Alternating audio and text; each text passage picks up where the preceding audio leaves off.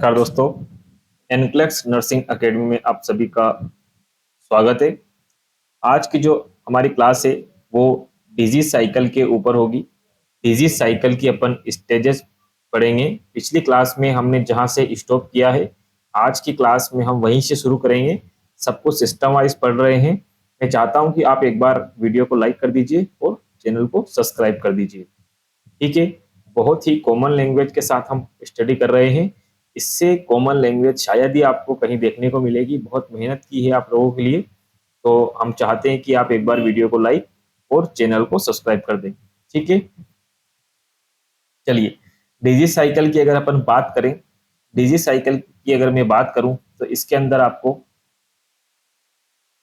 अंदर हम पूरा ग्राफ पढ़ेंगे और इसमें आपको अपने शरीर के अंदर बीमारी को महसूस करना है कि कैसे बीमारी आपके शरीर में आती है, कैसे वो बढ़ती है और किस प्रकार के उसके लक्षण आते हैं और कैसे वो कम होती है। ये सब आपको अपने अंदर महसूस करना है, तभी आप डिजीज साइकिल के टॉपिक को अच्छे से समझ पाएंगे। ठीक है। तो इसमें देखिएगा, डिजीज साइकिल की जो होती है मुख्यतः कितनी 6 स्टेज होती है ना। डिजीज साइकिल की 6 स्टेज होती है। इसमें सबसे नंबर 1 आता है इंक्यूबेशन पीरियड, दूसरा आता है प्रोडर्मल स्टेज, तीसरा आता है फेस्टिजियम, चौथा डिफरेंसेस, पांचवा कन्वर्जन्स और छठा जो होता है उसको डिक्लाइन या डिफेक्शंस के नाम से जानते हैं। ठीक है। मैं आपको बताना चाहता हूं, मैंने जो यहाँ पे ग्राफ बनाया है, ये ग्राफ देखिएगा आप लोग। सबसे पहले इस ग्राफ के अंदर देखिएगा, यहाँ पे 1 नंबर मैंने पॉइंट डाला, इसका मतलब यहाँ पे बीमारी आती है ना। यहाँ से फिर बीमारी थोड़ी बढ़ती है, फिर बढ़ती बढ़ती तीसरे नंबर का जो पॉइंट है ये फास्टिजियम स्टेज का होता है। इस पर बीमारी जो होती है पीक लेवल पर पहुंच चुकी है। फिर धीरे धीरे बीमारी एज इट इज बनी रहती है। फिर जैसे ही डिफरेंसेस की स्टेज आती है, यहाँ से बीमारी जो होती कम होना स्टार्ट होती है, उसके लक्षण जो होते हैं वो डिसअपियर होना स्टार्ट हो जाते हैं यहाँ से, और धीरे धीरे बीमारी ठीक हो जाती है। तो ये डिजीज का एक साइकिल होता है जो हर एक बीमारी का होता है, वो हम इसमें सिस्टम वाइज पढ़ेंगे। ठीक है। एक बार चैनल को सब्सक्राइब कर दीजिए फटाफट सभी। ठीक है। देखिएगा, सबसे पहली जो स्टेज है अपनी वो देखिएगा। सबसे पहली स्टेज में मैंने आपको बताया है, सबसे पहली स्टेज में मैंने आपको बताया है माइक्रो ऑर्गेनिज्म के बॉडी में एंट्री से लेकर first sign and symptoms produce करने तक का पीरियड। किसी भी माइक्रो ऑर्गेनिज्म के बॉडी में एंट्री से लेकर प्रथम साइन एंड सिम्टम्स प्रोड्यूस करने से पहले तक का पीरियड होगा, है ना। जैसे ही साइन एंड सिम्टम्स आना स्टार्ट होंगे तो इंक्यूबेशन पीरियड खत्म हो जाएगा। उसके बाद से जो है कि दूसरी स्टेज चालू हो जाएगी। तो माइक्रो ऑर्गेनिज्म के बॉडी में एंट्री से लेकर के साइन एंड सिम्टम्स प्रोड्यूस करने से जस्ट पहले तक का पीरियड क्या होगा, इंक्यूबेशन पीरियड होगा, है ना। साइन एंड सिम्टम्स प्रोड्यूस करने से जस्ट पहले तक का पीरियड। क्लियर है। जैसे ही लक्षण आने दिखाई देंगे यह स्टेज खत्म हो जाएगी। मतलब यह स्टेज क्या बताया मैंने कि माइक्रो ऑर्गेनिज्म के बॉडी में एंट्री से लेकर इस स्टेज के अंदर मैं आपको बताऊं तो पेशेंट क्या असिम्प्टोमेटिक रहेगा, है ना। जैसे ही मरीज के अंदर सिम्टम्स आएंगे ये स्टेज खत्म हो जाएगी। ठीक है। तो इसमें आगे देखिएगा, पेशेंट आर असिम्प्टोमेटिक। मैंने यहाँ पे मेंशन किया है दोस्तों कि पेशेंट इसमें असिम्प्टोमेटिक रहेगा। कोई भी सिम्टम्स पेशेंट के अंदर शो नहीं होगा। Easily diagnosis not possible. अब देखो, जब सिम्टम्स ही नहीं आ रहे हैं तो डायग्नोस क्यों करवाएंगे। जब सिम्टम्स आ ही नहीं रहे हैं, सिम्टम्स शो ही नहीं हो रहे हैं, केवल माइक्रो ऑर्गेनिज्म ने आके अपनी जगह बनाई है बॉडी के अंदर, तो हम इसमें डायग्नोसिस क्यों करवाएंगे। तो इसमें डायग्नोसिस नॉट इजीली पॉसिबल रहेगा। ठीक है। दूसरी आती है अपनी प्रोडर्मल स्टेज। दूसरी स्टेज कौन सी आती है, प्रोडर्मल स्टेज। इसमें देखिएगा, प्रोडर्मल स्टेज के अंदर देखिएगा, इस स्टेज के अंदर बीमारी थोड़ी आपको फैलती हुई यानी कि बीमारी थोड़ी बढ़ती हुई नजर आएगी, है ना। इसमें बीमारी थोड़ी बढ़ती हुई नजर आएगी। ये इंक्यूबेशन पीरियड जो था उससे थोड़ा बीमारी को बड़ा हुआ स्टेज आपको मिलेगा। ठीक है। तो प्रोडर्मल स्टेज के अंदर देखिएगा, इसमें बीमारी का, इसमें डिजीज का रेप्लिकेशन होता है। मैंने बताया आपको अभी कि इसमें बीमारी अपन को बढ़ी हुई नजर आएगी। ठीक है। Common sign and symptoms present रहेंगे। अब कॉमन साइन एंड सिम्टम्स कौन से होते हैं, जो सरकारी सिम्टम्स होते हैं, हर बीमारी का जिसपे अधिकार होता है वह symptom common sign and symptoms कहलाते हैं। जैसे कि नोजिया, वोमिटिंग, हेडेक, इन सिम्टम्स पे हर बीमारी का अधिकार होता है, इसलिए इनको कॉमन साइन और सिम्टम्स के नाम से जाना जाता है। ठीक है। Patient feel something wrong in body. देखिएगा इसमें patient feel something wrong in body मरीज के जब कॉमन साइन एंड सिम्टम्स आएंगे, नोजिया, वोमिटिंग, हेडेक, डायरिया जैसी कंडीशन मरीज को देखने की मिलेगी, तो मरीज हेल्दी से अनहेल्दी फील करेगा, तो उसको लगेगा यार कुछ ना कुछ तो गड़बड़ है, कुछ ना कुछ तो गड़बड़ है। लेकिन देखो मरीज कितना उस्ताद होता है, यहाँ पर भी वो डायग्नोसिस नहीं करवाएगा। ऐसे छोटे मोटे सिम्टम्स के आधार पर कौन डायग्नोस करवाता है? तो यहाँ पे देखिएगा डायग्नोसिस नॉट इजीली पॉसिबल, यहाँ पर भी डायग्नोसिस इजीली पॉसिबल नहीं होगा।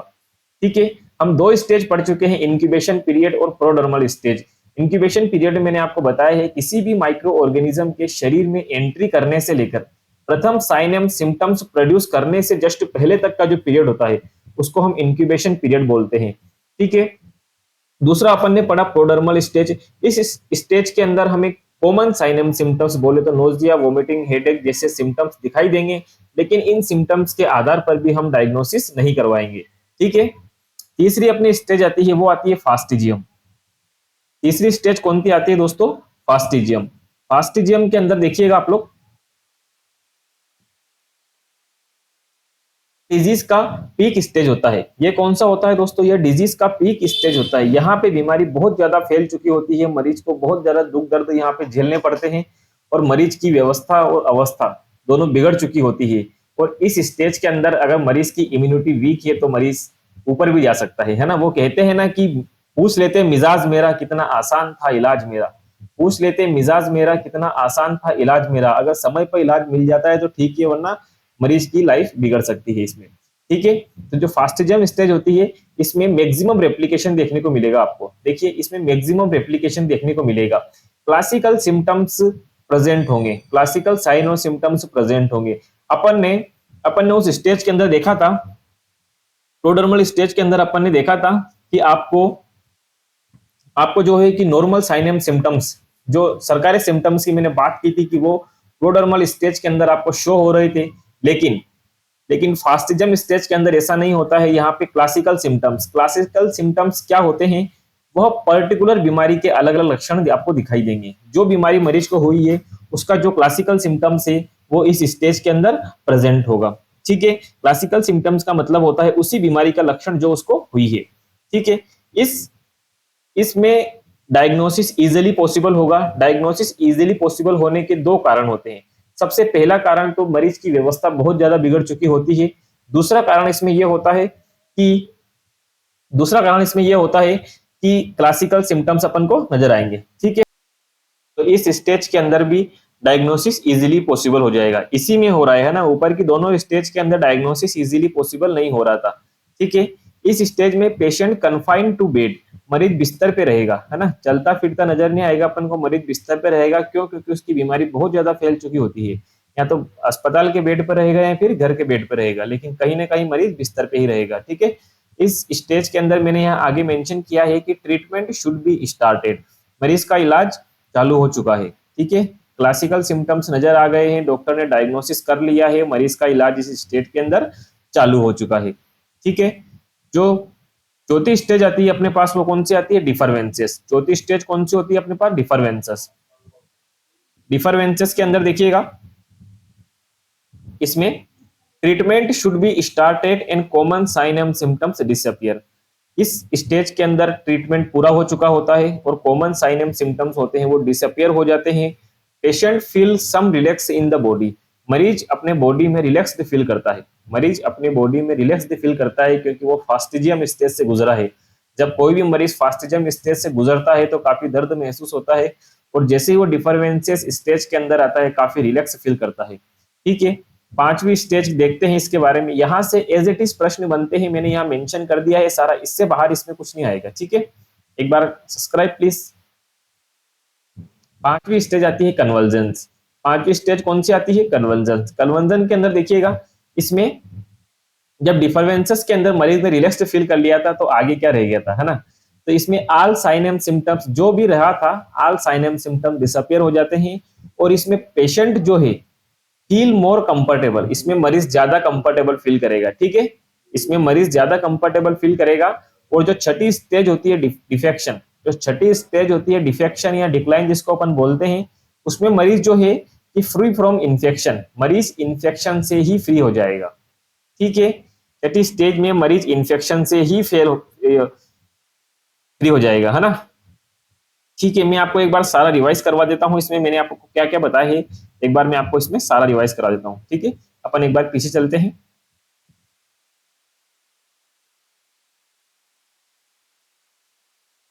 ठीक है, अपन ने टॉपिक स्टार्ट किया था डिजीज साइकिल। मैं शॉर्ट रिव्यू में आपको रिवाइज कराऊंगा थोड़ा। इस डिजीज साइकिल के जो मैंने लिखा है वर्ड, इस पे ध्यान दीजिएगा थोड़ा, है ना। देखिए, डिजीज साइकिल में अपन ने ग्राफ पढ़ा है। ठीक है, अपन ने ग्राफ पढ़ा है, इसमें एज इट इज 6 अपने स्टेजेस पढ़ी है। सबसे पहला पढ़ा है अपने इंक्यूबेशन पीरियड, है ना। इंक्यूबेशन पीरियड के अंदर अपन ने क्या देखा है, बीमारी के शरीर में घुसने से लेकर लक्षण आने तक का पीरियड। अपन ने क्या बोला, लक्षण आने से पहले तक का पीरियड, है ना। लक्षण आने से पहले तक का पीरियड अपन ने क्या बोला, इंक्यूबेशन पीरियड का बोला। क्या यहाँ पे बीमारी फैली, नहीं फैली। क्या यहाँ पे जांच पॉसिबल है, नहीं है। जब लक्षण ही नहीं आ रहे हैं तो जांच पॉसिबल ही नहीं है और इसमें बीमारी नहीं फैल रही है। ठीक है, अब उसके बाद अपन ने यहाँ पे दूसरी स्टेज देखी। उसके बाद अपन ने, एक बार मैं इनको थोड़ा साफ कर देता हूं। उसके बाद अपन ने यहाँ पे दूसरी स्टेज देखी। कौन सी देखी दोस्तों, प्रोडर्मल स्टेज। अपन ने प्रोडर्मल स्टेज के अंदर क्या देखा, अपन ने प्रोडर्मल स्टेज के अंदर देखा कि इसमें बीमारी धीरे धीरे बढ़ रही है ना। इसमें बीमारी धीरे धीरे बढ़ रही है। इसमें कॉमन साइन एंड सिम्टम्स नजर आ रहे हैं। कॉमन साइन एंड सिम्टम्स मतलब सरकारी सिम्टम्स, जिस सिम्टम्स पे हर बीमारी का जो है कि अधिकार होता है, उनको बोलते हैं कॉमन साइन एंड सिम्टम्स, वो इस बीमारी के अंदर शो हो रहे हैं। लेकिन इसमें भी डायग्नोसिस इजीली पॉसिबल नहीं है। क्यों, क्योंकि इन छोटे मोटे लक्षण के आधार पे कोई भी इंडिया में, स्पेशली इंडिया में तो कोई भी डायग्नोसिस नहीं करवाता है। फॉरेन कंट्री की बात अलग है, लेकिन इंडिया में तो स्पेशली कोई भी डायग्नोसिस नहीं करवाता है। तो हम यहाँ पे लिखेंगे डायग्नोसिस नॉट इजीली पॉसिबल। आपको यहाँ से एमसीक्यू पूछा जाएगा क्या, कि क्या प्रोडर्मल स्टेज के अंदर डायग्नोसिस पॉसिबल है, तो आपको वहां पे उसका आंसर देना है कि इसमें डायग्नोसिस पॉसिबल नहीं है। ठीक है, उसके बाद तीसरी स्टेज आती है फास्टिजियम। उसके बाद तीसरी स्टेज कौन सी आती है, फास्टिजियम। फास्टिजियम इस स्टेज में क्या होता है, इसमें बीमारी अपने पीक परवार पर पहुंच चुकी है। इसमें बीमारी अपने पीक परवान पर पहुंच चुकी है। इससे बड़े बड़े सिम्टम्स तो आएंगे, लेकिन जांच आसानी से संभव है। इसमें बड़े बड़े सिम्टम्स तो आएंगे ही, लेकिन इसमें जांच आसानी से पॉसिबल है, क्योंकि इसमें क्लासिकल सिम्टम्स भी प्रेजेंट रहेंगे। जब डॉक्टर किसी भी बीमारी के क्लासिकल सिम्टम्स पकड़ लेता है, तो उस बीमारी का डायग्नोसिस इजी हो जाता है। ठीक है, और इस स्टेज के अंदर ट्रीटमेंट भी जल्दी स्टार्ट हो जाता है। ठीक है, अपनी चौथी स्टेज है वो है डिफरवेंसेस। चौथी स्टेज कौन सी है, डिफरवेंसेस। डिफरवेंसेस स्टेज के अंदर मैं आपको बताना चाहूंगा, डिफरेंशियल स्टेज के अंदर क्या होता है, इसमें कॉमन साइन एंड सिम्टम्स नीचे गिरेंगे और थोड़ा अपन ग्राफ नीचे आएगा। देखिए, ये फर्स्ट जो अपनी होगी, ये इंक्यूबेशन पीरियड हो गया, है ना। उसके बाद आती है प्रोडर्मल स्टेज, इसमें बीमारी थोड़ी बड़ी हुई है। उसके बाद आता है फास्टिजियम, जिसमें बीमारी पीक लेवल पर पहुंच चुकी है। ठीक है, उसके बाद आता है डिफरवेंसेस, जिसमें साइन एंड सिम्टम जो कॉमन सिम्टम्स है वो धीरे धीरे कम होते जा रहे हैं। ठीक है, पांचवें नंबर की स्टेज आती है कौन सी, कन्वर्जेंस। कन्वर्जेंस के अंदर क्या होता है, इलाज थोड़ा चला तो कन्वर्जन स्टेज में सारे सिम्टम्स चले गए। जैसे जैसे इलाज चलता है तो सारे सिम्टम डिसअपेयर होना स्टार्ट हो जाते हैं। इसमें मरीज एकदम मस्त मगन फील करता है, एकदम मस्त फील कर रहा है और मस्त मौला जिंदगी चिल कर रहा है। ठीक है, छठी स्टेज आती है वो अपन ने पढ़ी है डिक्लाइन स्टेज या डिफेक्शन। तो इसमें अपन ने क्या पढ़ा, इसमें मरीज कंप्लीटली फ्री फ्रॉम इन्फेक्शन। इसमें मरीज जो है कि कंप्लीटली इन्फेक्शन से फ्री हो जाता है। वो कहते हैं ना, मेहनत की डगर पर चलना सीखो, हर कदम पर जीत का निशान मिलेगा। हौसला बुलंद रखना दोस्तों, तुम्हें अपनी मंजिल का हर मुकाम मिलेगा। तो इसमें जो मरीज है वो इलाज लेके बीमारी से जीत चुका होता है। ठीक है, नेक्स्ट अपन नेक्स्ट टॉपिक स्टार्ट करने जा रहे हैं। आप कमेंट बॉक्स में कमेंट डालना ना भूलें। हम लोग आपके लिए बहुत मेहनत कर रहे हैं। मैं चाहता हूं कि आप कमेंट बॉक्स में अच्छा लगे तो भी लिखें, अगर बुरा लगे तो भी लिखें। अगर कुछ बदलाव इसमें करना है, जो चल रहा है इसमें कुछ बदलाव करना है, तो वो भी जरूर मेंशन करें, लेकिन कमेंट जरूर करें। ठीक है, आपकी सारी क्लासेस सिस्टम वाइज में अपलोड कर दूंगा बहुत ही जल्द। बीएससी नर्सिंग का जो कंपटीशन एग्जाम का complete syllabus free of cost इस चैनल पे आपको फ्रीली सब मिलेगा। ओबीजी, पीडिया, सीएचएन, एमएसएन, फंडा, सारे सब्जेक्ट आपको फ्री ऑफ कॉस्ट मिलेंगे। किसी को कोई हिडन चार्ज देने की आवश्यकता नहीं है। बस आपसे एक ही उम्मीद है कि आप अपना थोड़ा प्यार जो है कि लाइक और सब्सक्राइब के बदले हमें दें। ठीक है, तो नेक्स्ट देखिएगा, नेक्स्ट टॉपिक है अपना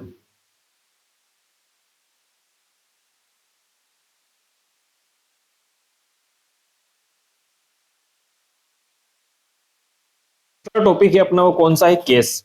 केस के अंदर देखिएगा, केस में देखिएगा केस में देखिएगा, केस में मरीज बीमार है, लक्षण शो कर रहा है और दूसरों को बीमारी फैला रहा है। मरीज बीमार है, लक्षण शो कर रहा है और दूसरों को बीमारी फैला रहा है, दे रहा है, उसको अपन क्या बोलेंगे? उसको अपन केस बोलेंगे। ठीक है, तो इसमें देखिएगा, इसमें जो होता है कि पेशेंट जो हो इन्फेक्टेड होता है। इसमें क्या होता है? इसमें पेशेंट इन्फेक्टेड होता है। ठीक है, इसमें पेशेंट इन्फेक्टेड होता है।